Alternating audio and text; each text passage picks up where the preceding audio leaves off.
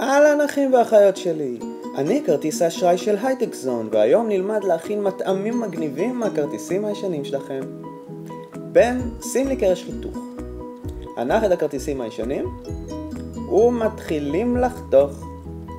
הופ, הופ, הופ, הופ, הופ, הופ, הופ, הופ, הופ, הופ, הופ, זהו.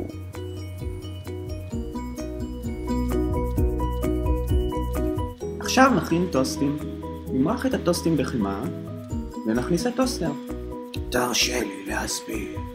כרגע התחיל מאבק בין הפחמימות שבכרטיס האשראי לבין החום האדיר שבוקע מהטוסטר.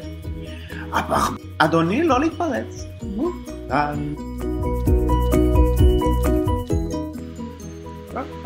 אנחנו יוצאים להפסקה, תחזרו, יש עוד המון הפתעות.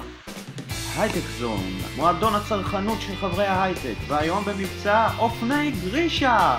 זה לא רק אופניים, זה גם מחרטה. הייטק זון. כסר אותך, אני אראה לך. ועכשיו נכין שייק רענן, כרטיס ו... וופ וופ וופ. נוסיף איזה ליקר טוב וזה מוכן. ועכשיו החלק שאני הכי אוהב, וופ וופ.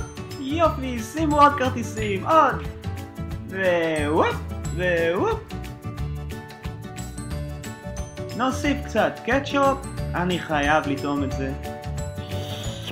יש!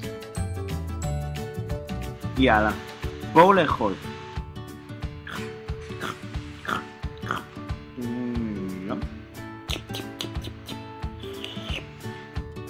עד כאן חברים, אני מקווה לפגוש אתכם שוב כשתפתחו את הארנק.